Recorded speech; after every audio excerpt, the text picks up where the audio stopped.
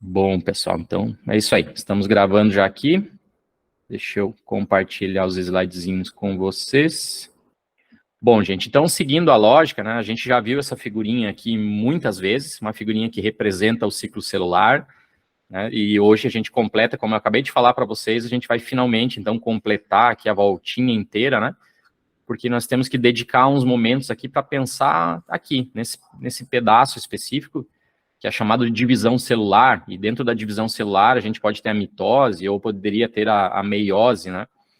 Mas, assim, vocês não têm uma disciplina de biologia celular dedicada aqui na grade do curso de vocês, não tem problema, né? A genética, ela não se preocupa muito em ficar dizendo aqui as subfases, né, da divisão celular, enfim, a subfase da meiose, mas a gente vai pensar aqui, vai retomar aquilo que eu falei para vocês lá no começo da disciplina, né, que a todo momento aqui ao longo desse ciclo celular, o que a gente tem dentro das nossas células é o DNA. Né?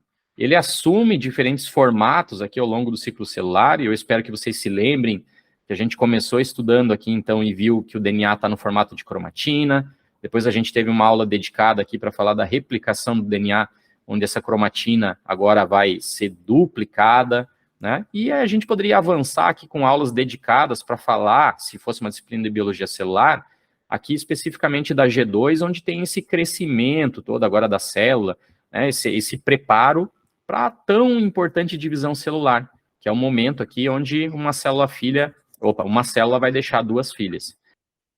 Bom, pessoas, como eu sei que vocês gostam muito de olhar slides, né, eu tenho deixado nos últimos semestres resuminhos, né, então, resumo a respeito da intérfase, depois resumo a respeito de os slides posteriores a esse aqui, resumo específico sobre a G1, sobre a S, sobre a G2, assim, não é no sentido de que vocês decorem isso aqui para o resto da vida, é mais no sentido de material de consulta, certo, pessoal? Então, assim, eu me esqueci, eu estou viajando aqui, eu não sei o que o professor falou, ou, sei lá, eu sou um autodidata, estou estudando em casa e não estou, né, muito interessado no que o prof está falando. Bom, tem um slide aqui escrito a respeito especificamente de cada uma das fases, tá? Então, assim, mais do que vocês decorarem isso tudo, lembrem-se, isso que eu acabei de falar agora para vocês. Aqui, ó, a intérfase, ou seja, o funcionamento normal de qualquer célula de vocês, ela pode ser subdividida nessa fase G1, na fase DS, na fase G2, sim, né, se vocês quiserem se tornar super especialistas nisso, ótimo. Mas, de maneira geral, o somatório aqui, então, da G1, da S e da G2, é o funcionamento da célula de vocês. Tem algumas características aqui, nossa, na G1, se a condição não estiver favorável, né, alguns vegetais aqui, por exemplo, né, podem entrar no que a gente chama de G0, né, ou seja, podem meio que congelar o seu ciclo celular. A gente tem aqui apenas uma única molécula de cromatina, claro, ok, né, porque a G1 antecede a fase S, que é a fase de síntese de DNA ou de replicação do DNA, onde ele vai ser duplicado, né, então, subcaracterísticas, está lá no Moodle, os slidezinhos para vocês, né, nós tivemos uma aula dedicada inteira para falar do DNA polimerase, da helicase, da primase, de todo mundo que atua aqui na fase S, já falamos muito, né, sobre a importância da replicação do DNA, então vou passar tudo isso aqui, é material de consulta.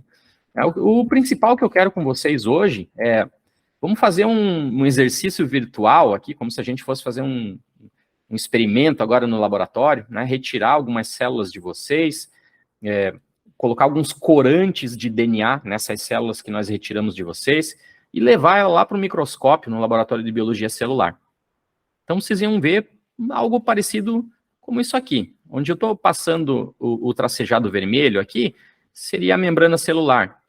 E aqui a gente tem a membrana nuclear, né, que está basicamente aqui condicionando o nosso material genético lá dentro dessa célula. Então, vocês estão vendo aqui algo meio rosadinho, meio vermelhinho, dependendo da tela do monitor aí de vocês. Para mim, aqui está mais para o rosa, sei lá, um violeta, um rosa. Isso aqui, gente, é o nosso material genético, né? A nossa cromatina, aqui, ó, povoando todo o nosso núcleo. Lembrando que nesse experimento que a gente fez aqui, indo lá para o laboratório de biologia celular, a gente achatou essa célula. A gente pegou algo que era tridimensional e, pum, né, prensou ali numa lâmina. Então, obviamente, tem algumas falhas, tem uns espaços vazios, aqui a gente pode quebrar o material genético, né, fazendo... Mas vocês estão mais ou menos vendo aqui que é algo, né, quase circular ali, representando, então, a nossa membrana nuclear. Ótimo. A representação didática disso, da intérfase, é mais ou menos assim. Né? Eu brinco aqui que eu assisto bastante vídeos no YouTube, né, de divulgadores científicos ou de projetos de extensão, e eu vi uma vez uma menina gravando, mostrando a intérfase, fazendo uma analogia com um prato cheio de espaguete. Né? Quando você recebe, assim, aquele prato gostoso, cheiroso ali, de espaguete, você não consegue mais ou menos dizer onde que começa cada um dos fios. Né? O prato vem lotadaço lá de macarrão. Então, isso é basicamente aqui o que a gente tem na intérfase, o funcionamento normal das células de vocês. Eu não consigo, no microscópio óptico, dizer para vocês aqui se isso aqui é uma G1, se isso aqui é uma G2 ou é uma fase S. É tudo muito igual, né, na perspectiva do microscópio óptico. Então, ok, é intérfase. Generalizamos aqui. Vai sempre aparecer com esse aspecto, né, as célulazinhas de vocês. Agora, o que vai estar acontecendo especificamente aqui no final da intérfase, então ali pela fase G2, antes da gente adentrar na fase de divisão celular?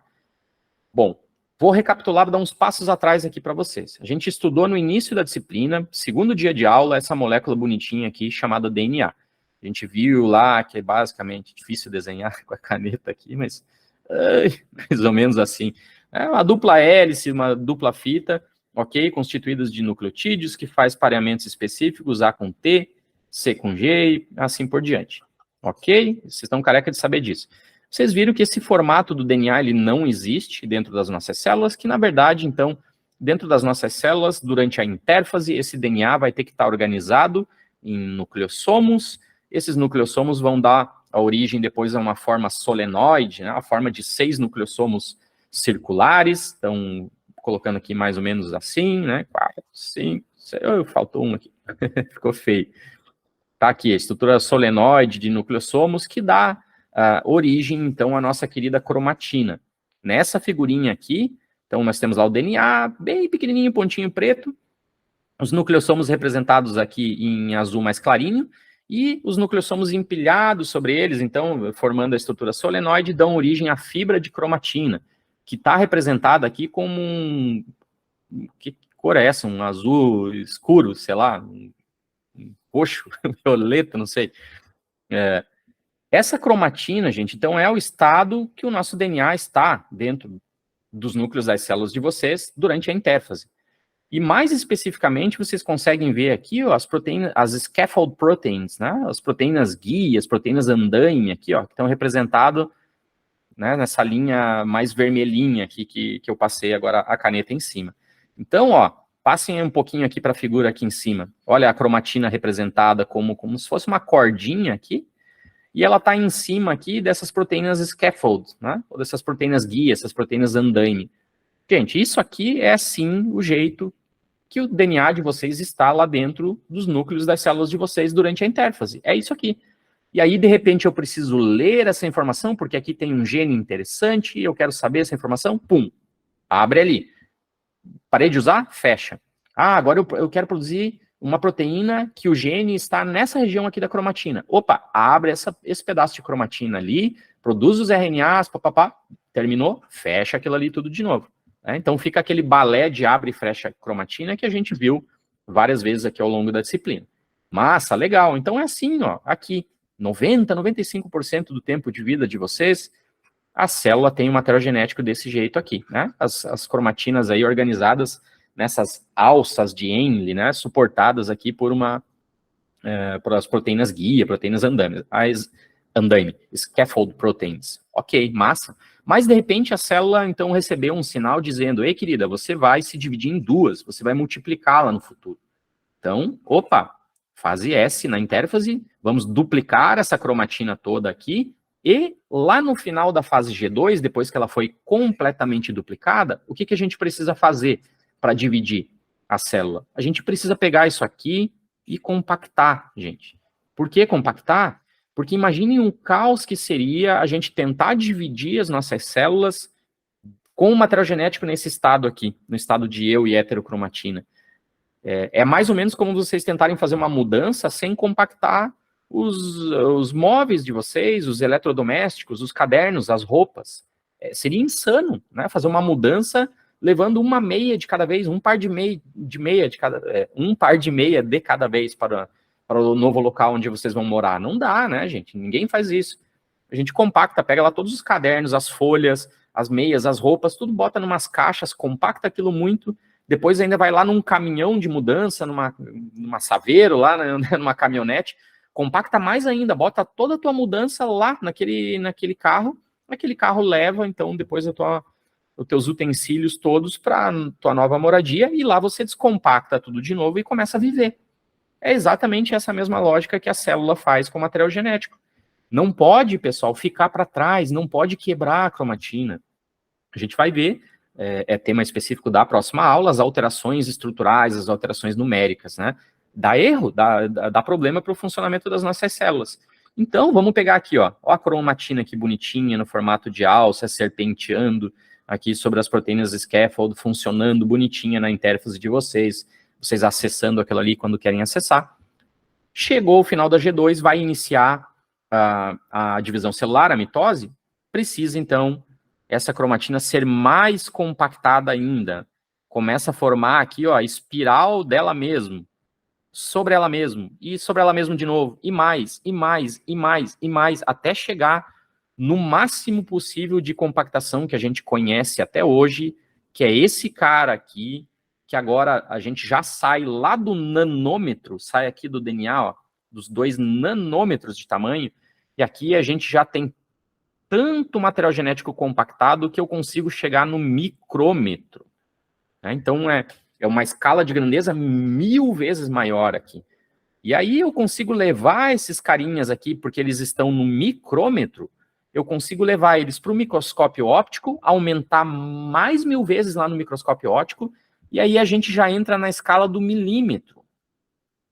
E dentro do milímetro vocês já começam a enxergar com os olhinhos de vocês, né? Obviamente ali observando o microscópio óptico. Então, assim, a genética, a citogenética, ela iniciou muito por aqui, pela observação de cromossomos, porque, obviamente, era o que a galera tinha na época, eram os microscópios ópticos.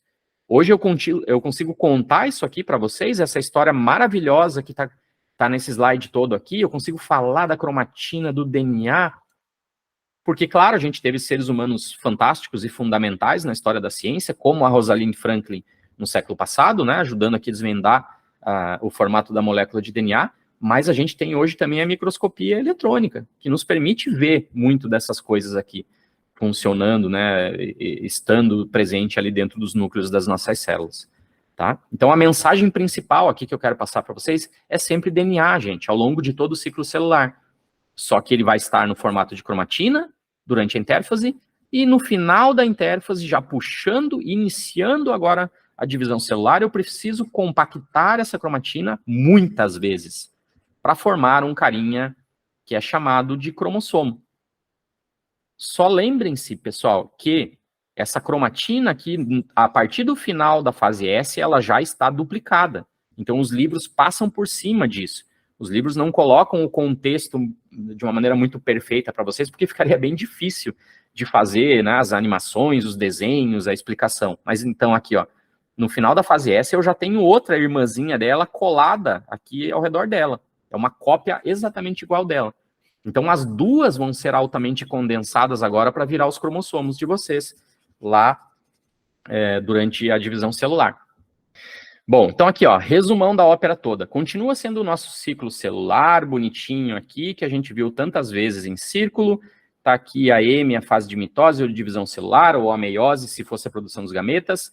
Tá aqui toda a intérfase, que a gente falou um monte de vezes. E aqui no meio, a gente teria a fase S, né, a fase de síntese, de duplicação do nosso material genético. Legal, aqui tem outra maneira de representar, com foco agora no material genético, que é o interesse da disciplina de genética.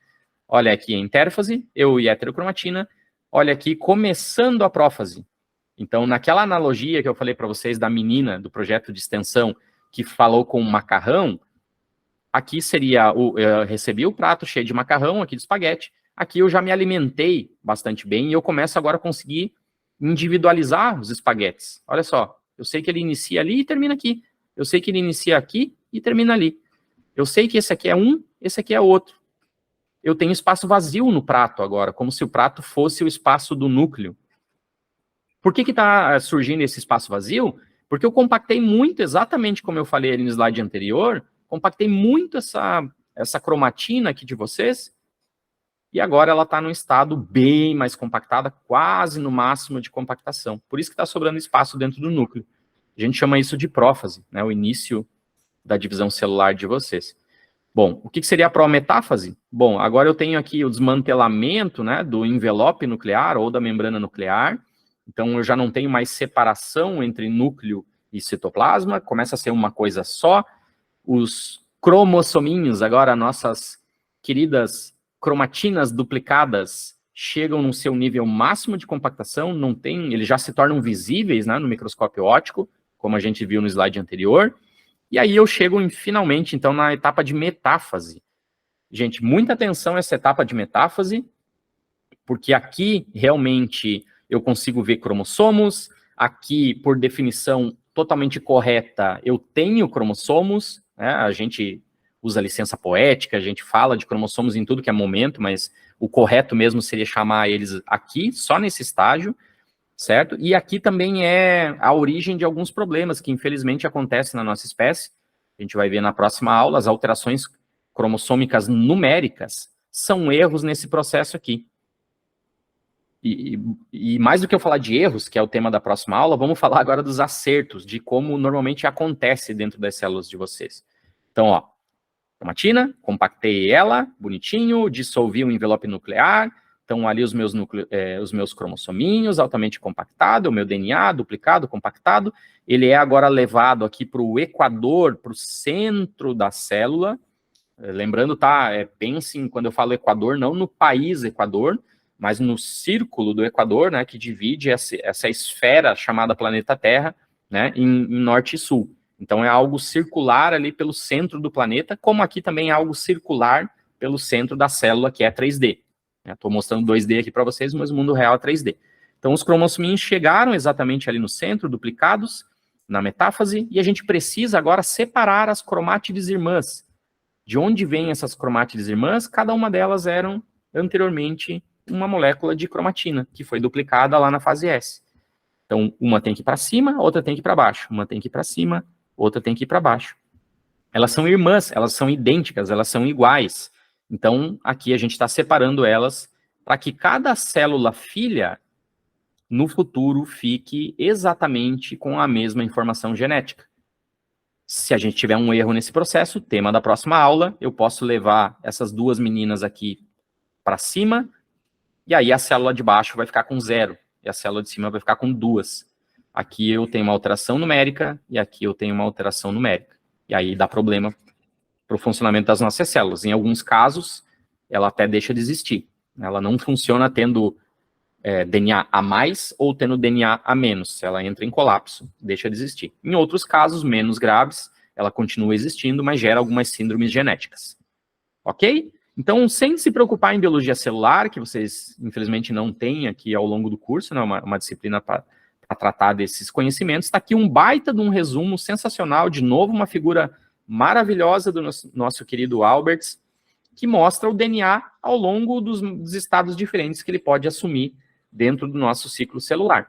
Vamos focar um pouquinho agora ali dentro da metáfase, e também algumas outras fases ali dentro da mitose, só para eu mostrar para vocês com um zoom maior esse cara aqui, quem que ele é de verdade, quais as importâncias dele para vocês, né, futuros profissionais aí nessa área. Então, ó, gente, muitos livros vão chamar sempre o material genético de cromossomo. Aí, durante a intérfase, o correto seria chamar de cromossomo interfásico, ok? Porque está na intérfase. O que seria o cromossomo interfásico? É a mesma molécula de DNA de vocês, no formato de cromatina, está aqui ela bonitinho, só que ela não está duplicada ainda.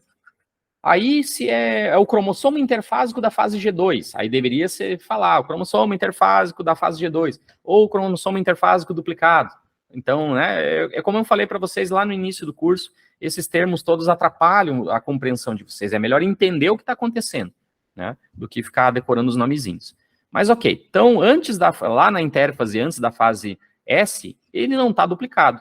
Depois da fase S, a cromatina nossa lá, ó, que bonitinho, está duplicado. Tem uma outra exatamente igual a ela. Eu falei para vocês na aula que a gente teve sobre replicação do DNA, que é um momento muito estressante, né, a fase S. Porque a gente tem que abrir a molécula de DNA, tem que ler aquilo ali, sem deixar quebrar, tem que construir outra molécula de DNA exatamente igual àquela que a gente acabou de ler. Não dá para errar, porque senão é uma mutação, uma alteração, que a gente vai falar daqui a pouquinho.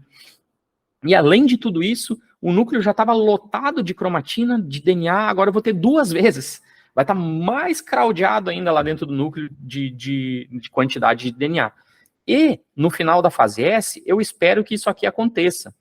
As 2 moléculas de cromatina fiquem unidas aqui, fiquem se tocando aqui num determinado ponto, como se estivessem se abraçando aqui, se encostando em um determinado ponto, para que elas não se percam ao longo do núcleo, né? O núcleo caótico, cheio de DNA, se sai uma cromatina para um lado e outra vai para o outro, talvez elas nunca mais se encontrem, a gente vai ter um problema, provavelmente, aqui, de alteração numérica. Então elas já ficam unidas aqui, ficam conectadas. Aí passou a fase S, passou a fase G2, chegamos aqui dentro da divisão celular. Opa, alguém quer falar algo? Atrapalhar.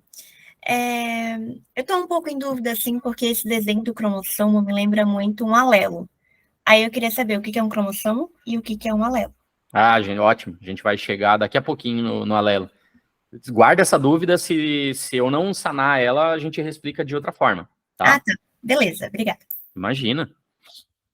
Então, ó, ok, massa, temos lá a cromatina, ficou duplicada, estamos entrando agora para a fase de divisão celular, onde eu vou compactar ainda mais aquela cromatina toda ali no formato de cromossomo, a gente acabou de ver ali no slide anterior, né? Nos 2 slides anteriores, na verdade, né? Então, ó, aqui, meu DNAzinho aqui altamente compactado no formato de cromatina, que enrolou sobre ela mesma.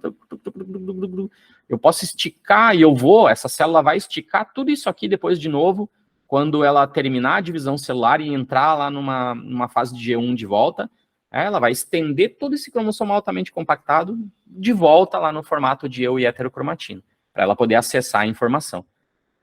O pessoal chama isso aqui de uma cromátide, e chama isso aqui de outra cromátide, ou seja, um retângulo azul aqui delimita uma cromátide, e o retângulo rosinha ali delimita a outra cromátide. Lembrem-se, é a mesma molécula de DNA de vocês, no formato de cromatina, que foi altamente compactado e que foi totalmente duplicado. E que está unida, está conectada aqui, ó, por um pedacinho que a gente chama centrômero. Ok? De novo, vocês não têm nem bioquímica nem biologia celular, então eu não vou entrar nos detalhes aqui do centrômero. Sobre o ponto de vista da genética, é a invaginação primária aqui, é a região onde as 2 cromátides irmãs estão conectadas, as nossas 2 moléculas de DNA estão conectadas. Então elas ficam conectadas até o momento específico da metáfase, onde aí sim elas vão ser separadas. Essa menina rosa aqui vai para cima e essa menina azul aqui vai para baixo. Né? Vão dar origem a 2 células diferentes que têm agora exatamente a mesma informação genética. Bom, então tem os detalhezinhos aqui para vocês.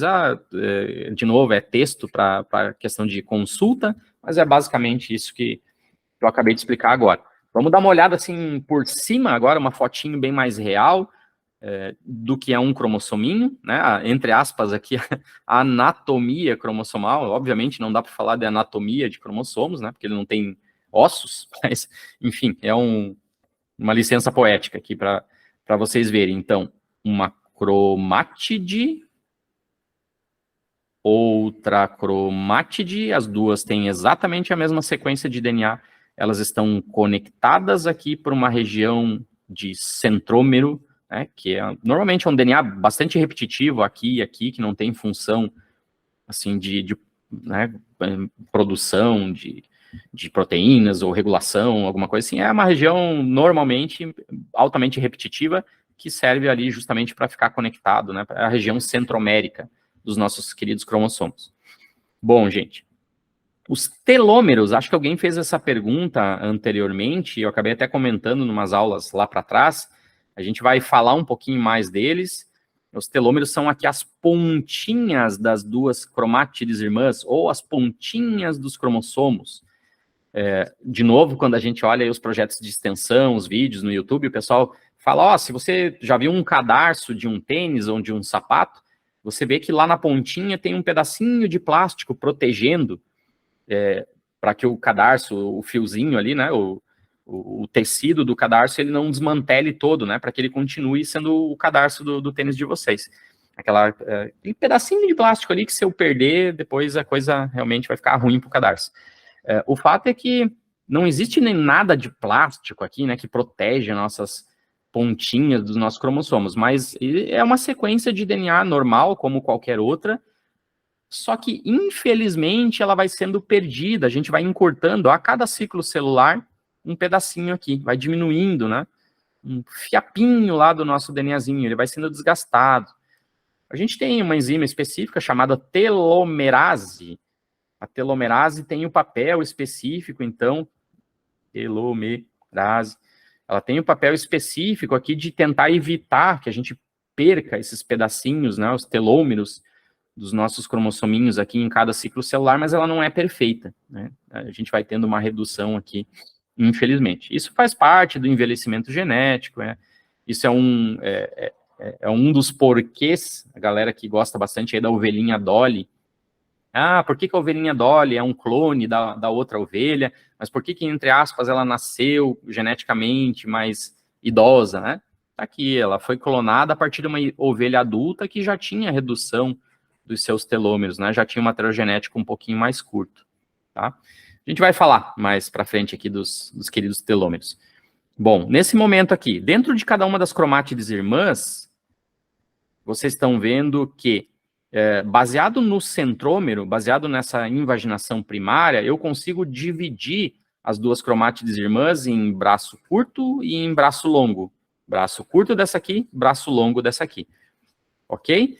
Isso vai ser importante para a gente, quando nós navegarmos lá no GenBank. O braço curto ele é representado pela letra P, e o braço longo é representado pela letra Q. Bem fácil, né? Em português, braço curto, braço pequeno. E a próxima letra do alfabeto é o Q, então é o braço longo. Ok? Vamos adiante aqui. Então, tipos de cromossomos, né? Situações que estão presentes nas mais variadas espécies. A gente tem, conforme a posição do centrômero dentro do cromossomo, a gente tem os cromossomos metacêntricos, aqueles onde o centrômero está exatamente no meio. Então, o braço curto e o braço longo, eles são basicamente iguais, tem quase praticamente o mesmo tamanho ali, ainda mais isso visto no microscópio óptico. Os submetacêntricos, onde o braço curto é característico, ele é mais curtinho em relação ao braço longo, que é exatamente o caso desse cromossominho que apareceu no slide anterior, ele era um submetacêntrico. A gente tem os acrocêntricos, que o curto é bem curtinho e o longo é bem longão, e na espécie humana é isso aqui, esses caras aqui. Se a gente fosse aqui entrar para estudar outras espécies, vocês veriam ainda os telocêntricos, que basicamente não tem braço curto, é o centrômero e tem um outro braço do lado lá que é chamado de braço longo. Apaga ele por hora, não temos interesse, estamos aqui estudando a genética humana, nosso interesse fica aqui, nesses três caras, os acrocêntricos, metacêntricos e submetacêntricos. Se eu levasse vocês de novo para fazer uma aula prática aqui, vamos extrair, lá pegar a célula de vocês, paralisar ela lá na metáfase da mitose, utilizando colchicina, vamos colorir, né, os cromossominhos de vocês com um determinado corante aqui, vamos lá observar no microscópio óptico. A gente poderia ver algo assim, mais ou menos. Tem uns restos celulares aqui, umas coisas que não são tão bonitas assim, mas que fazem parte aqui da vida de quem trabalha com isso. Então aqui, ó, que legal, os cromossominhos de vocês. Pum, pum, pum, pum. É o DNA de vocês, que está organizado no formato de cromatina, que foi duplicado e altamente compactado, e eles estavam aqui justamente num momento de divisão celular, chamado metáfase, e a gente paralisou o ciclo dessa célula utilizando uma substância química, e achatou essa célula, tirou a membrana celular e trouxe para o microscópio para a gente ver os cromossomos. Por que a galera faz isso, gente? Por que precisa ver cromossomo? Bom, para estudar, por exemplo, algumas síndromes humanas. Para ver, por exemplo, se aquela pessoa está tudo certo com a constante cariotípica daquela pessoa. Para organizar eles conforme os formatos deles, que a gente acabou de ver aqui do lado. Então, ó, esse cara aqui, provavelmente é um metacêntrico. Ó o centrômero bem aqui no meio, dividindo em braços praticamente iguais. Esse cara aqui é um submetacêntrico, com toda certeza. Ó o braço curto mais curto que o braço longo ali. Metacêntrico. Deixa eu ver se eu acho esse aqui, ó. Acrocêntrico, braço curto bem curtinho, braço longo bem longão. Aqui fica também como material complementar para vocês, quem tiver interesse, eu tenho várias fotos desse jeito aqui, que são fotos reais, né, documentadas aqui no pessoal do HU, o pessoal da citogenética. Aí vocês podem fazer esse exercício em casa, de reconhecer quem são os metacêntricos, acrocêntricos, submetacêntricos, e também fazer o próximo passo, que eu vou fazer no próximo, eu vou falar para vocês no próximo slide, que é basicamente construir um cariograma. Ou seja, já se tornando aqui um especialista, né? Dando um laudo, ajudando pessoas aqui a descobrir os seus potenciais problemas genéticos. E como é que a gente constrói, então, esse cariograma? Bom, primeiro, a gente não vai fazer, pode até fazer, mas é bem mais difícil colorações nesse sentido aqui. Porque, gente, olha a zoeira que é eu conseguir saber quem que é par de quem aqui. Tá difícil, né? Provavelmente esse cara aqui é par desse, porque os dois são metacêntricos e os dois têm exatamente o mesmo tamanho. Mas a coisa vai ficando mais difícil. Então a gente usa de artifícios como o bandeamento em G, ou bandeamento com uma substância chamada guinça. Por isso bandeamento em G, né? G de guinça. O bandeamento em guinça, ele deixa os cromossominhos com esse aspecto aqui. Padrão de zebrinha. E esse padrão de zebrinha, ele é constante ao longo da nossa espécie. Por que ele é constante ao longo da nossa espécie? Porque eu e vocês todos que estão assistindo aí temos 99, desculpa esse 9 feio aqui, 99,5% do nosso DNA é igual. Ou seja, sobre o ponto de vista de um observador externo, de um extraterrestre, nós somos todos iguais.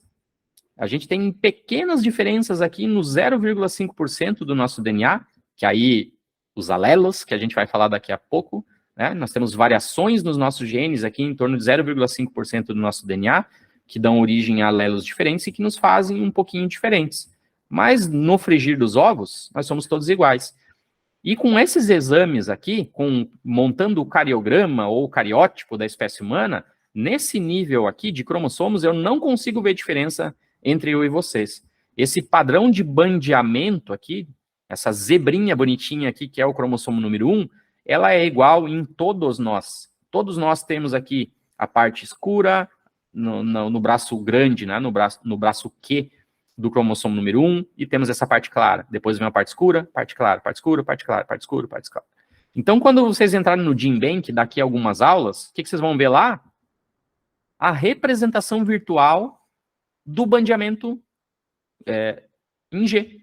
Ó, parte escura, parte clara. Parte escura, parte clara. Parte escura, tá? Isso aqui é padronizado para a espécie humana ou para qualquer outra espécie que vocês queiram estudar. Então, a gente pode vir aqui, clicar nessa regiãozinha, dar zoom para ver o que tem ali dentro, quais são os genes que estão ali presentes, quais são os alelos que tem ali.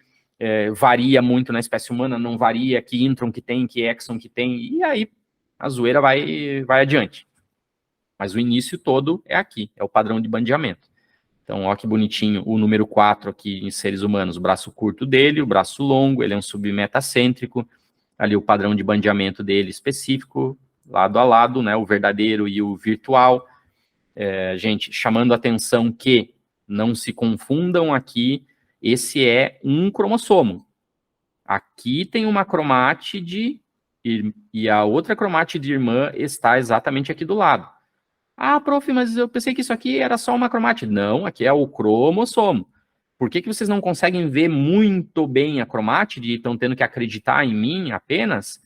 Porque o bandeamento em cromossomo, o bandeamento em guinça, ele é meio grosseiro. Eu venho e jogo uma tinta ali nas duas cromátides irmãs e fica... Não é um pintor que vem ali, vou pintar só aqui o rodapézinho. Não, sou eu pintando a parede da minha casa, assim, e a coisa fica meio escorrendo lá, e tá? Não é, então não é o Da Vinci aqui pintando ali só com uma escovinha de dente ali, lapidando a cromátide de irmã. Tem outros bandeamentos aí mais caros, mais específicos, que a gente consegue ver bonitinho as duas cromátides irmãs. Não é o caso do bandeamento em Ginsa. Então não se confundam, isso aqui é um cromossomo, as duas cromátides irmãs estão ali. Então agora eu estou mostrando aqui para vocês o cariograma, e ó, aqui eu tenho um cromossomo com as suas duas cromátides irmãs. Aqui do lado eu tenho outro cromossomo homólogo com as suas duas cromátides irmãs. Bandeamento em Ginsa, grosseiro, ok? Aqui a representação, não representação porque é uma foto real mesmo, uma foto aqui do nosso laboratório de citogenética, está no formato de círculo, porque vocês já devem imaginar que isso aqui foi uma foto retirada de um microscópio binocular, né? Então a gente foca ali os dois olhos, consegue olhar um círculo, naquele círculo tinha lá os cromossominhos de um determinado paciente que estava sendo observado naquele momento. O que precisou ser feito, então, é tirar uma foto daquele círculo, aqueles 46 cromossomos, e montar o cariograma deles nesse sentido que está aqui do lado, para poder dar um laudo para aquela pessoa. Bom, como é que isso é montado, gente? Primeiro, eu preciso organizar ele em pares. Como é que eu descubro os pares? Obviamente, nesse nível aqui, a coisa está um pouco difícil. Eu tenho que dar um zoom, né? Preciso de uma ajuda aqui, ampliar a foto, preciso dar um zoom na tela, enfim. E aí eu vou procurar os dois que têm exatamente o mesmo tamanho e que têm exatamente o mesmo padrão de bandeamento. Aqui, ó. Tum, tum. Esses são os parzinhos. Ah, prof, mas não tem exatamente o mesmo tamanho. Olha esse aqui, tá menorzinho. Ele pode estar menorzinho porque a gente quebrou na hora de fazer a preparação. Vai ter que daí olhar uma outra metáfase. Ou ele pode estar menorzinho porque, na verdade, isso aqui é decorrente de uma alteração cromossômica. Ele tem um pedaço a menos do cromossomo. Seria uma alteração estrutural. Então, a gente vai ter que avaliar isso no futuro. Mas nesse momento aqui agora, olha o número 2 lá. Padrão de bandeamento exatamente igual, né? É quase um jogo da memória aqui, que eu tenho que achar os parzinhos. Pum, pum, pum. 2 submetacêntricos, tá aqui o centro... Opa, é difícil acertar o centrômero. Tá? Aqui o centrômero dele. Então esse é o braço curto, esse é o braço longo, esse é o braço curto, esse é o braço longo. Eles são parzinhos, são número 2. Na espécie humana, o número 1 é o maior, o número 2 é o segundo maior, o número 3 é o terceiro maior, 4 quarto maior, assim por diante. A gente vai decrescendo em tamanho, exceto aqui o 21 e o 22, que tem uma origem histórica aqui. Não vou entrar em detalhes técnicos com vocês, mas um foi descoberto antes do outro, aí não quiseram mudar o nome dele, então ficou, né, essa questãozinha aí, que a gente tem o número 1 maior, o número 20 é o 20º maior, e o 21 e o 22 aqui eles estão trocados. Então, vamos lá, montar o cariograma. Eu tenho que identificar quem é o número 1, quem é o número 2, quem é o número 3, eu tenho que achar o parzinho dele, botar os parzinhos lado a lado, ordenar eles em famílias, os 5 primeiros ficam na primeira linha, depois do 6 ao 12 na segunda, depois do 3 ao 18 na terceira, e os menorzinhos aqui, junto com os cromossomos sexuais, ficam na quarta linha. Então, esses 44 carinhas aqui, vocês receberam 22 do pai e receberam 22 da mãe, são os cromossomos autossômicos. São aqueles caras que têm as informações genéticas para fazer as células de vocês funcionarem como elas funcionam. Obviamente, nesse momento aqui, nós estamos na metáfase da meiose e aqui não há funcionamento celular. A célula não consegue ler a informação porque a informação está no formato de cromossomo, está altamente compactado. Então, estamos aqui só preocupados em mudar para a nova casa, em fazer a nossa mudança. Não estamos preocupados aqui em estudar genética ou atenção à saúde.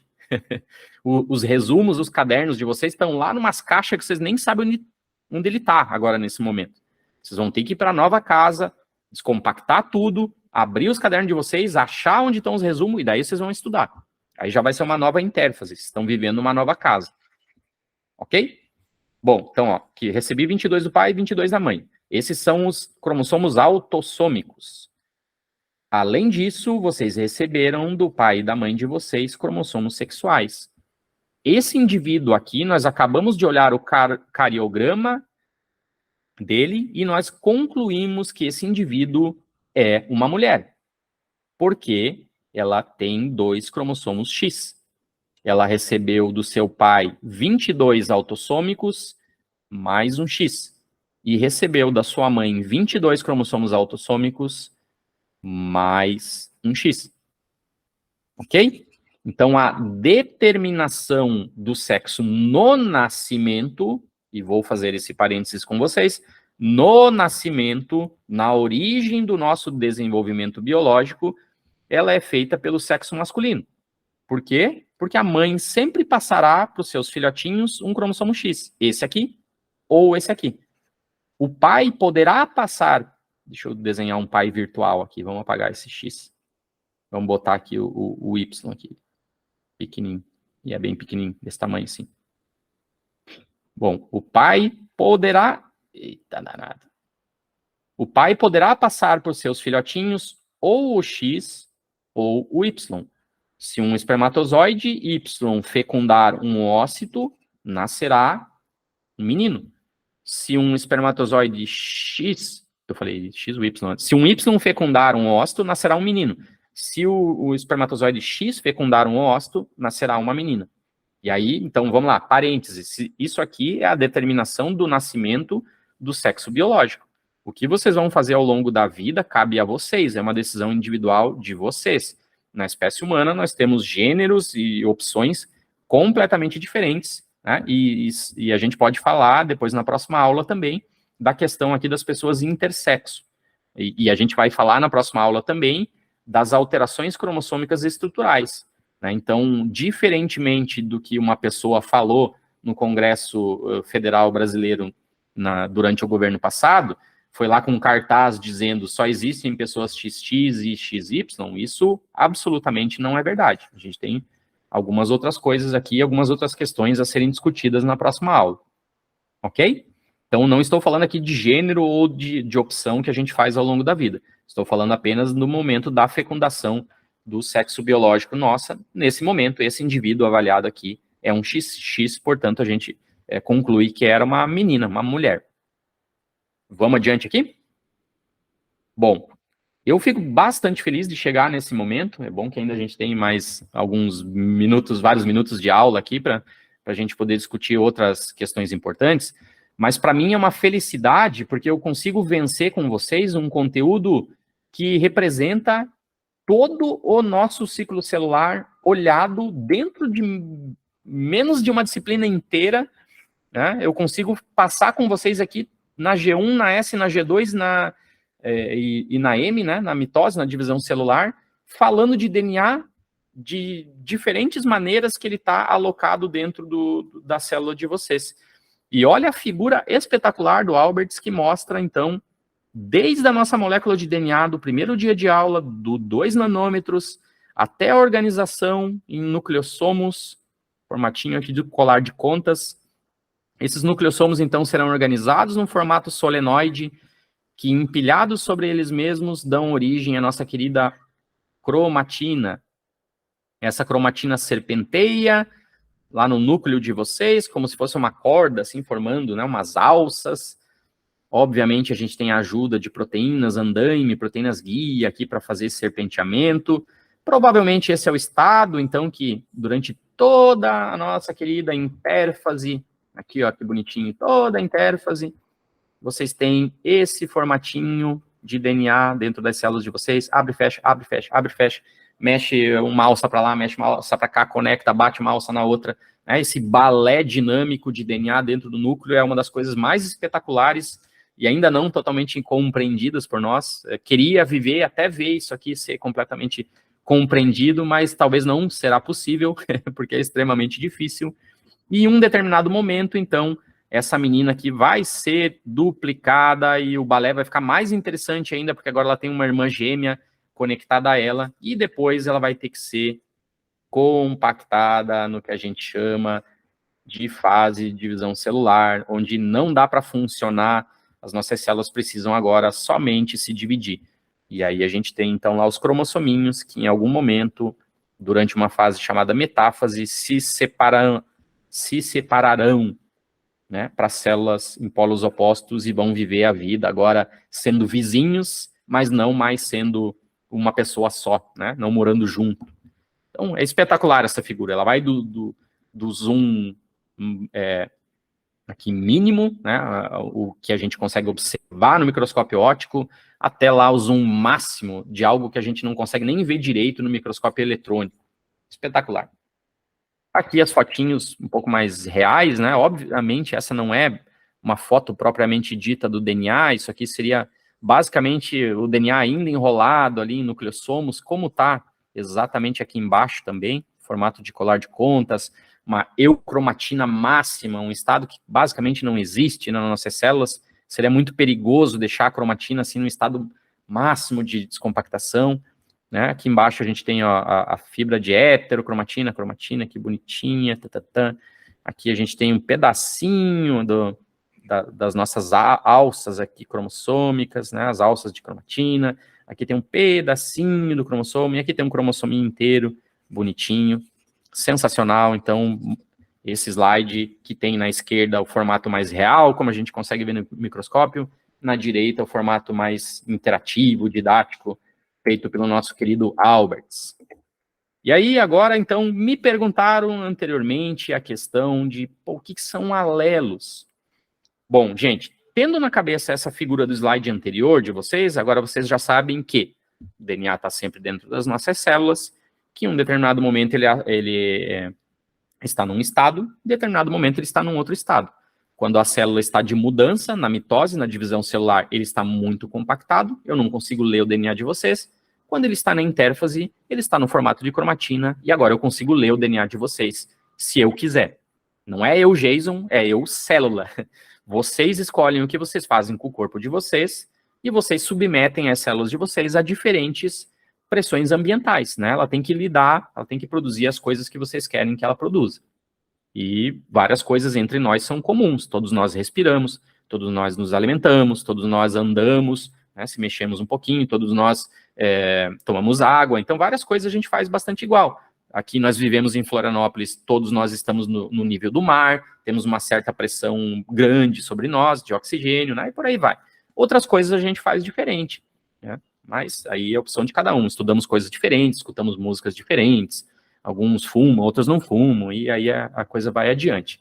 Então, algumas pressões que vocês fazem nas células de vocês podem causar mutações, podem causar alterações no material genético de vocês, que vocês vão passar para células filhas de vocês mesmos, ou que talvez, se vocês assim optarem, vocês passarão essas alterações para outras gerações de seres humaninhos, os filhos de vocês. Quem tiver filho poderá passar alguma alteração do material genético de vocês, alguma novidade do material genético de vocês, alguma mutação para os filhinhos de vocês. Se vocês não tiverem filho, todas as mutações que porventura surjam em vocês vão ficar com vocês mesmos. E aí, quando vocês deixarem esse planeta, ok, foi uma mutação que surgiu só em vocês. Ela não passou para a população, né? Ela não passou para outros indivíduos, ok?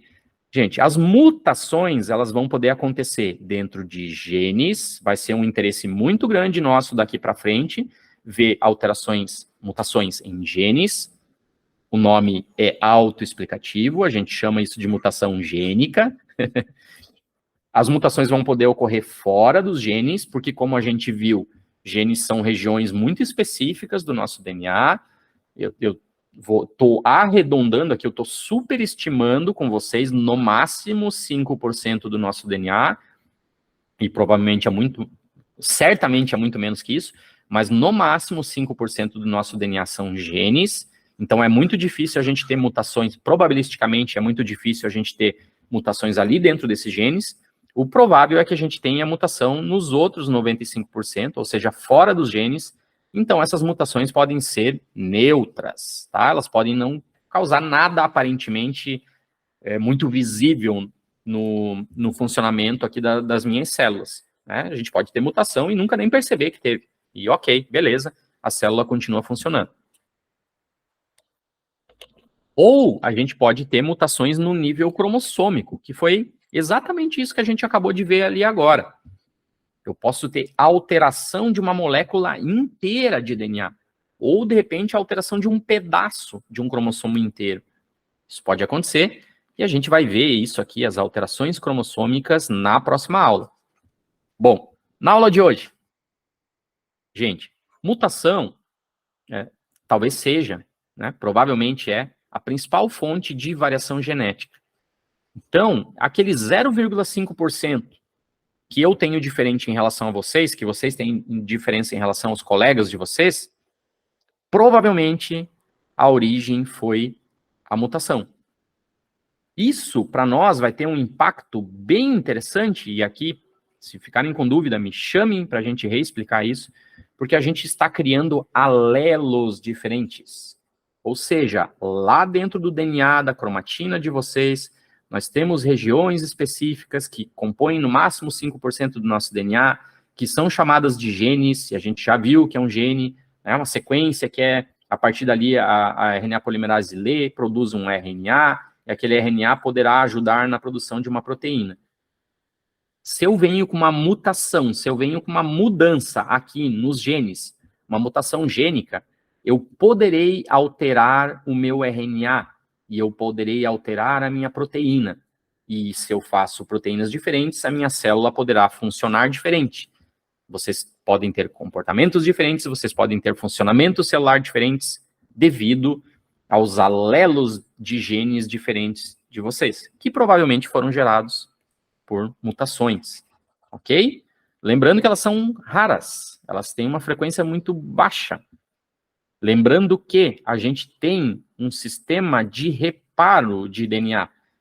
Sempre que o DNA de vocês muda, a gente tenta corrigir ele para ele voltar ao original. A gente falou muito aqui na fase S da intérfase, a fase de síntese de DNA, a fase de replicação de DNA. A gente falou lá de uma enzima chamada DNA polimerase, que polimerizava, que construía as moléculas de DNA de vocês exatamente igual às outras. Quando ela errava, ela se autocorrigia. Mas, às vezes, o mecanismo de autocorreção dela não é perfeito. Aí escapava lá um erro. Depois vinha o sistema de reparo de DNA, vasculhar todo aquele DNA e ver, opa, DNA polimerase esqueceu alguma coisa errada aqui. Opa, ela não conseguiu se autocorrigir. O sistema de reparo vai lá, vai tentar voltar o DNA original. Se tinha uma adenina ligada numa outra adenina, sistema de reparo, não, cara, não pode ser adenina com adenina, é uma adenina com uma timina. Tira essa adenina, recoloca aquela timina de novo, pum, beleza, fechou. Aquela mutaçãozinha causada, por exemplo, pela replicação da DNA polimerase, agora já não é mais uma mutação. Você voltou até o DNA original como você tinha. O problema é que conforme a gente vai envelhecendo, ou conforme a gente vai sofrendo mutações nos genes para fazer as proteínas de reparo de DNA, esse reparo aqui vai ficando meio complexo. Ou, outra questão, né, em vocês, jovens, bonitos, saudáveis aí, a gente começa a causar muito dano no nosso DNA. Pô, o cara fuma demais, o cara bebe demais, o cara é sedentário demais, o cara tá estressado demais, não se alimenta bem, não dorme direito, aquela coisa toda. Gente, vocês estão estão sacaneando as células de vocês, estão puxando muito, tentando fazer muito dano no DNA de vocês. Aí o sistema de reparo vai ficar estressado, porque tem erro em tudo que é lugar no DNA, ele tem que ficar corrigindo todo lado. Aí ele também, de vez em quando, vai escapar alguma coisinha dele. Então, tem um dano no DNA, tem uma mudança no DNA, o sistema de reparo não corrigiu, eu tenho agora uma mutação. Se essa mutação for lá dentro de um gene, opa, agora pode ser que eu mude o meu RNA e, consequentemente, eu mude a minha proteína. E se eu mudar muito a minha proteína, talvez a célula entre em colapso, porque ela não gosta dessa proteína, essa proteína não faz o que deveria fazer. E aí, lascou, né? Complicou pra gente aqui. Então, a mutação, essa mutação que está lá na base, né? É como vocês chegarem agora, daqui a pouco terminou a aula, desliga o computador, entrem lá na pastinha do sistema do Windows, no código base dele, vão lá e mexam nos arquivos, para vocês verem o que vai acontecer. Ah, dei sorte que o computador ainda continua funcionando. Pode ser que sim, mas provavelmente vocês vão desorganizar um sistema que está funcionando agora e quando forem tentar ligar o computador no final de semana, ele não vai nem ligar, não vai funcionar nada. Vocês vão ter que ir lá mandar formatar, né? Infelizmente, a gente não consegue formatar as nossas células. No máximo, a gente consegue dizer, putz, não funciona mais, joga fora. Vai lá na outra célula que existe, faz ela agora se dividir em duas e ocupar esse lugar vazio que ficou aqui. Bom, mutações de ponto. Aqui eu quero chegar com vocês em algo que vai ser muito falado no GenBank, tem que ser falado na segunda prova e tem que ser apresentado no seminário, os SNPs. O que são SNPs, como eu falo em português e como todo mundo fala? Os SNPs é aqui um aportuguesamento da sigla em inglês para Single Nucleotide Polimorfismo, ou, traduzindo tudo isso, o polimorfismo de nucleotídeo único. Nucleotídeo único. Ou seja, a gente está falando de SNP se referindo a uma alteração de uma única letrinha no DNA. Eu estou... dá para entender que é letrinha. Eu estou alterando, estou trocando, por exemplo, uma adenina por uma guanina. Ou estou trocando uma timina por uma citosina. Ou estou trocando uma adenina por uma citosina. Ou estou trocando uma timina por uma guanina. Ok? Uma única letrinha alterada dentro de um gene de vocês é um... Opa, desculpa, bati sem querer. É um SNP. Se esse SNP está presente agora dentro de um gene de vocês, ele é um mutante, ele é um diferente. Vocês acabaram de criar algo novo.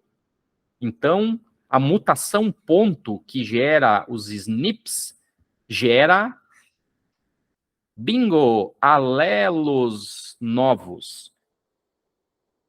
Todos nós, prestem bem atenção nisso, e, gente, tem material complementar, tô resgatando uns vídeos antigos, tô gravando uns vídeos novos lá no canal do Vem Cienciar no YouTube. Tem vídeo sobre isso lá. Todos nós somos da mesma espécie aqui, todos. Porque nós temos todos exatamente os mesmos genes. O que é esse 0,5 de variação entre eu e vocês são alelos diferentes dos mesmos genes. Tá? Então, alelos são formas variantes do mesmo gene. Eu, vocês, todo mundo aqui tem o gene da alfa-sinucleína. Todos nós temos o gene para fazer a proteína colágeno. Todos nós temos o gene para fazer a triptofano sintetase, para produzir as nossas DNA polimerases. Mas a gente varia. Todos nós temos os genes para fazer as proteínas do sistema de reparo, mas a gente varia. Alguns de nós faz uma proteína que funciona melhor, outros fazem uma proteína que não funciona tão bem. Todos nós aqui tomamos café, quer dizer, não sei se todos vocês tomam café, mas todo mundo que toma café vai precisar ter lá no fígado enzima CYP para metabolizar esse café. Alguns de nós têm uma CYP muito boa, que são potentona na metabolização do café. Outros não. Se eu tenho uma enzima CYP que não metaboliza muito bem o café, quando eu tomo um pouquinho de café, eu já fico, uau, já dá taquicardia, já dá sudorese. Se eu tenho uma enzima que metaboliza muito bem o café, segundo o meu alelo, toma um balde de café e não dá nada. Tá? Isso é bom, assim, só, né, generalizando bastante, porque a tolerância ou a sensibilidade ao café não depende só da metabolização, também depende dos receptores de adenosina lá no cérebro, né, aí é farmacologia super avançada. Mas nesse momento aqui agora serve muito bem para, então, representar que nós temos alelos diferentes que foram causados provavelmente por mutações, ponto, ou depois outros tipos de mutações também que a gente pode discutir, que geraram, então, SNPs. Então, a gente vai fazer atividades aqui dentro do banco genômico, que vocês vão escolher um gene de interesse para vocês, dependendo da doença que vocês têm interesse, dependendo do sistema neuronal que vocês têm interesse, e vocês vão ver lá que tem um monte de SNPs descritos para aquele gene, ou seja, tem um monte de alelo descrito já diferente para aquele gene. Aqueles alelos vieram da onde? De pessoas que foram encontradas na literatura em estudos com seres humanos, né, e essa informação foi depois de tirar o DNA daquela pessoa, sequenciar aquele gene daquela pessoa, essa informação foi adicionada ao banco genômico, ao GenBank. Ok? Eu não vou entrar com vocês nos detalhes das subcategorias, né, mas, bom, tá no slide aqui, assim, só em 1 minuto, transições, quando a gente muda de uma purina para uma purina, por exemplo, A para um G. Um SNP de um A para G continua sendo uma mutação ponto, continua sendo um SNP, mas é uma transição. E se eu mudo de uma pirimidina para uma pirimidina, por exemplo, de um T para um C, também, de novo, é um SNP, é uma mutação, mas continua sendo uma transição. A transversão é quando eu mudo o grupamento químico. Eu saio de uma adenina, por exemplo, para uma citosina. Então, eu estou mudando aqui de uma purina para uma pirimidina. A questão é que as transversões, quando eu estou mudando de uma base mais delgadinha para uma base mais larguinha, eu formo um calombinho no DNA. Então, não é simplesmente como aqui, as transições, onde eu mudo um A por um G, os dois são purinas, são mais fininhos, o DNA continuará com o diâmetro exatamente igual. Então, essa galera aqui às vezes se esconde melhor, né? São as mutações que passam mais facilmente sem ser detectada pelo sistema de reparo. Já esses caras aqui, eles dão muita pista que eles são mutações porque altera um pouquinho o diâmetro da molécula de DNA. E aí o sistema de reparo pode ver, opa, tem um calombo ali, ou tem uma saliência ali, lá deve ter uma mutação, vamos corrigir. Gente, se tiverem tudo beleza aí, continuem calados. Se não, deem um grito, por favor, me chamem. A gente tem mais 2 slides só para a aula de hoje, e esses 2 slides são simplesmente para começar a fixar isso na cabeça de vocês, os conceitos, então, de alelos diferentes, de variabilidade genética diferente, e sempre relembrando daquela tríade que a gente viu muitas vezes aqui na disciplina, o dogma central da biologia molecular. De novo, tem vídeo complementar lá no canal do YouTube do Vincienciar. Espalhem o vídeo lá para as mães de vocês, para os tios, para todo mundo entender isso aqui, para todo mundo saber como o seu próprio corpo funciona, essa lógica aqui. Vamos lá, vamos causar mutação aqui, então, no início, né, da leitura. Vamos mudar os alelos, vamos mudar os genes de vocês aqui agora, para tentar alterar o RNA, tentar alterar a proteína também. Vamos sacanear a célula aqui. Ó, aqui em cima, sem mutação, o tipo selvagem, né, o normal, o natural, o considerado basal aqui, normal, o considerado mais comum, né, na espécie humana. Tá lá, ó. No DNA a gente tem ACA, AG, AGA, um pedaço de um gene, ok? O livro é simplista aqui porque ele vai sair direto do gene para o aminoácido, lá no ribossomo. Vocês sabem que no meio do caminho aqui tem uma coisa chamada RNA. Vocês sabem que no RNA não vai ter a timina, vai ter a uracila, mas o livro vai... Aqui já é... Né, página 442 lá do Griffiths, já é quase o final do livro, a parte, né, de mutações. Então, cuidado, não se tropiquem aqui. Bom, causamos uma mutação sinônima. Então, ó, o ACA, GAGA, trocamos aqui, ó, um SNP.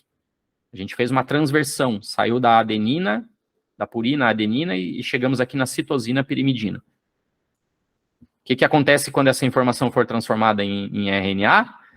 O A viraria U, o C vai virar G. Lá no ribossomo, o ribossomo lia essa informação aqui e codificava, fazia a proteína treonina, lisina, arginina, glicina. Quando ele, com esse SNP, com essa mutação, essa informação chegará lá e o ribossomo continuará fazendo triosina, lisina, arginina e glicina. Prof, mas você acabou de falar mutação, sacanear a célula, não sei o quê, papapá. Só que o código genético é degenerado. A informação AGA no DNA e a informação AGC no DNA continua dando arginina lá no nosso querido ribossomo. Então, beleza, uma mutação sinônima, tranquila, silenciosa. Não vamos perceber nenhuma... Trocou o DNA, mas não vai causar nada de grave pra gente. Agora vamos trocar aqui, ó, essa guanina por essa adenina. Pum, chegou lá no ribossomo, ele tá lendo. Caraca, era pra... O ribossomo não sabe, simplesmente chegou o RNA para ele ler, ele vai ler e é isso aí.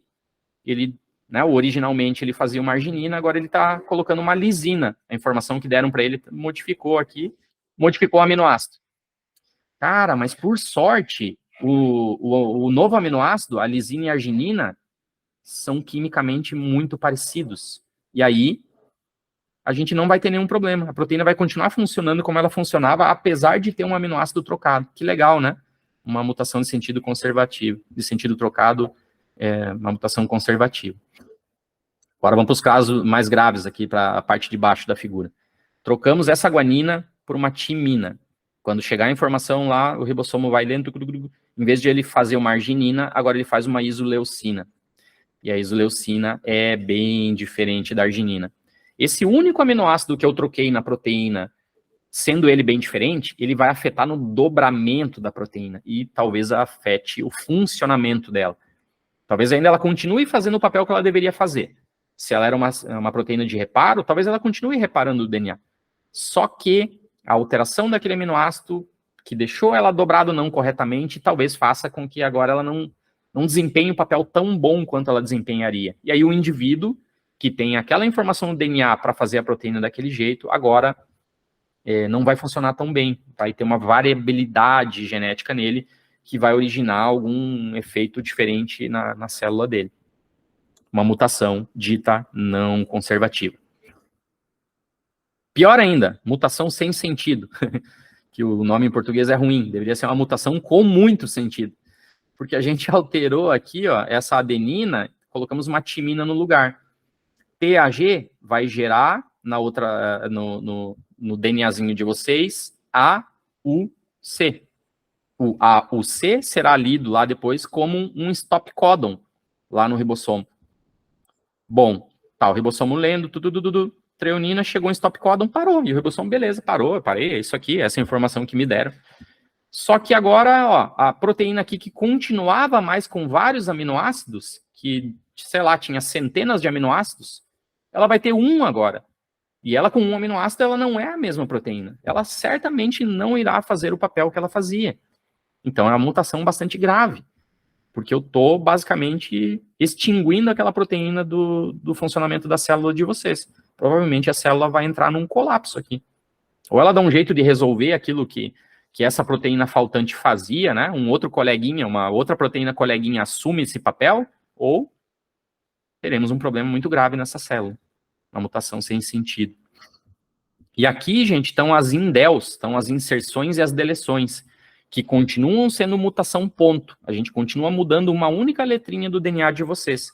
Só que agora, em vez de sair uma adenina e entra uma guanina, né, tipo no futebol, assim, sobe a placa lá, sai um jogador, entra outro jogador no lugar dele, para substituir. Às vezes piora, às vezes melhora.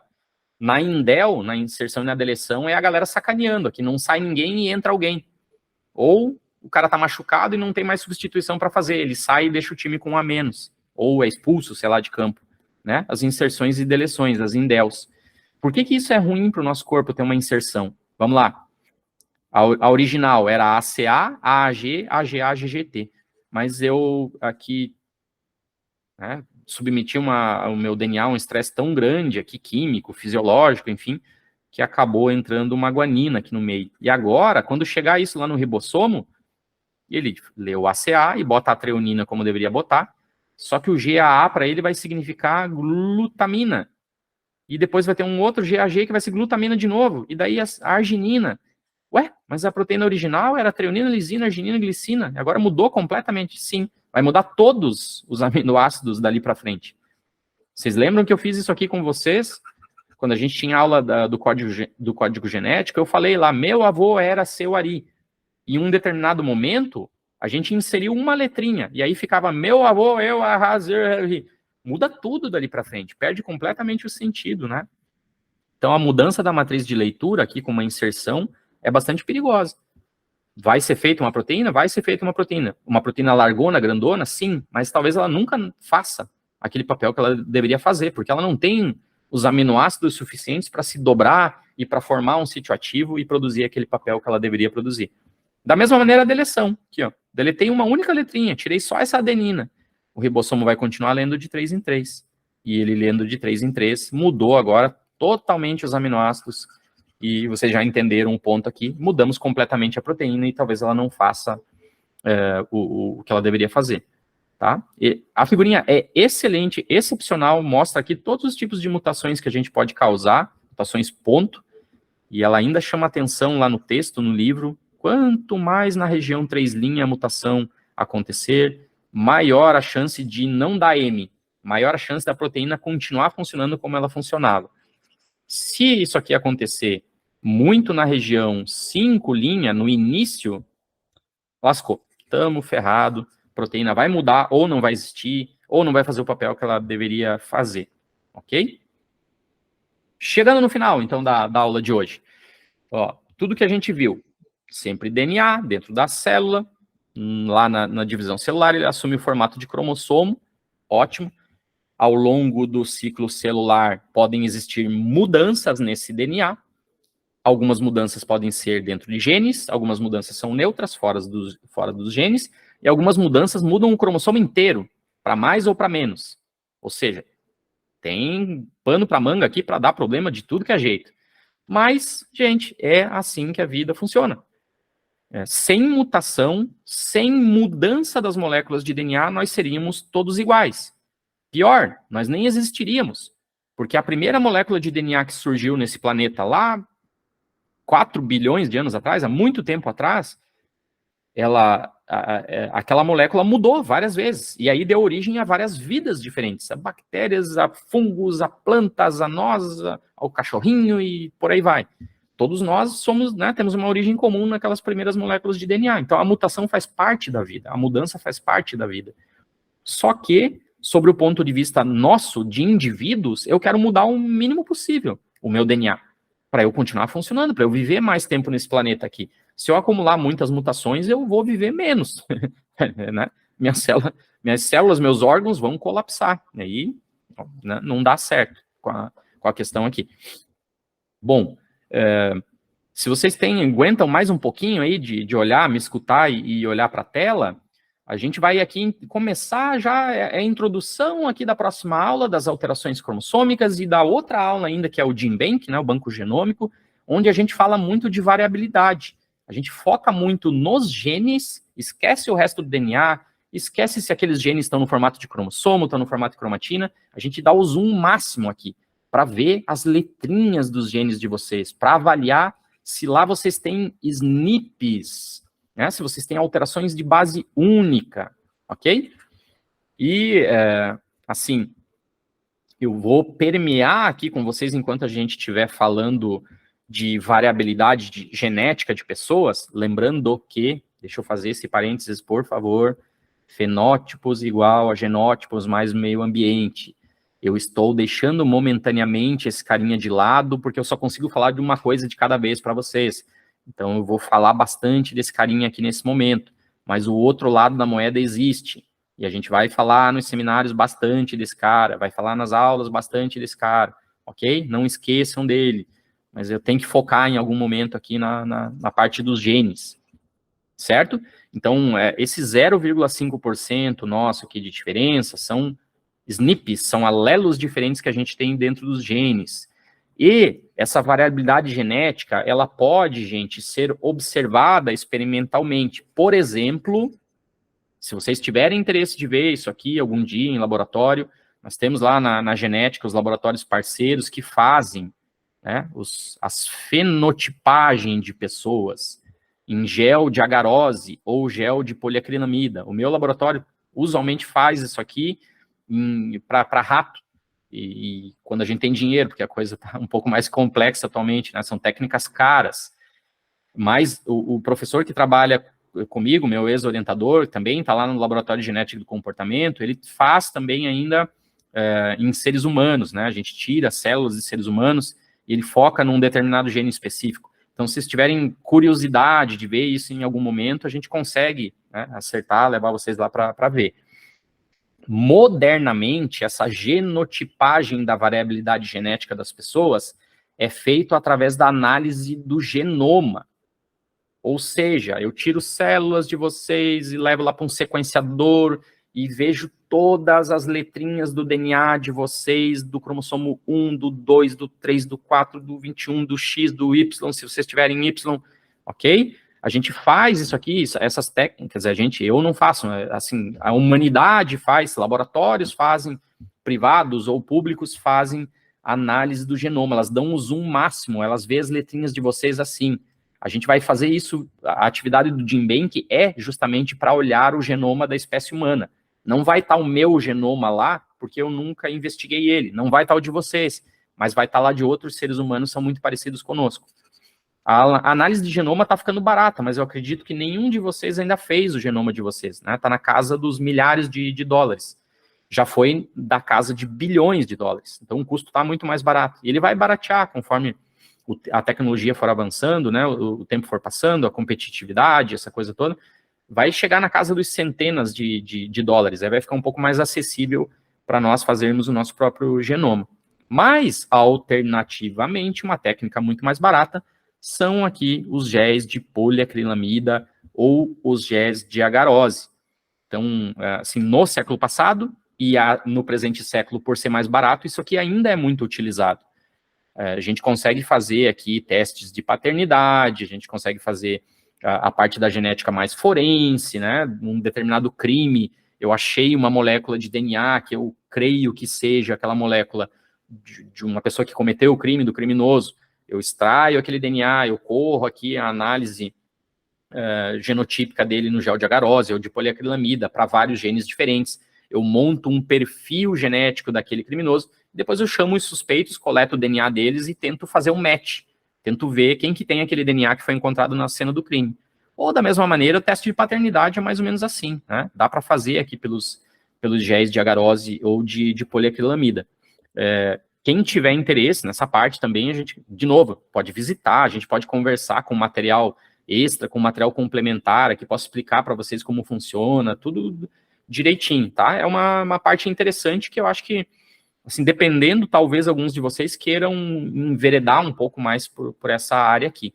Mas, para o profissional psicólogo no geral, vocês provavelmente não irão trabalhar com géis de agarose ou poliacrilamida, né? Vocês estarão lá na clínica e as pessoas chegarão com o dado pronto já para vocês. Ah, eu fiz análise do meu genoma, ou eu fiz análise de um determinado gene meu. Tá aqui, eu sou alelo assim, eu sou alelo assado, eu tenho maior probabilidade de ter depressão.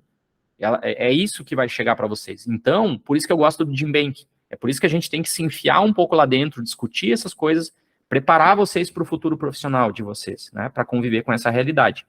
Isso aqui seria muito mais uma coisa complementar, de quem gosta, né, quer trabalhar com isso, quero entender, quero compreender essa coisa toda, tá? Então, de novo, né, como sempre, materiais complementares lá nos canais do YouTube. Se quiserem, eu gravo vídeo, podcast sobre isso para vocês, a gente fala de tudo isso. Mas o objetivo da disciplina aqui ele vai um pouquinho para o outro lado, né? Deixa eu voltar aqui na sala principal, ver se tem uns sobreviventes aqui. Bom, galerinha, de conteúdo que a gente tinha para passar, era exatamente isso. Deixa eu dar uma olhada aqui só no cronograma de vocês. Ok, sim, a gente tinha que discutir mutações, polimorfismos, um pouco variabilidade genética, já adiantei um pouquinho os cromossomos. Então, o que a gente tem para falar, deixa eu ver, semana que vem é dia 2, depois temos um feriado.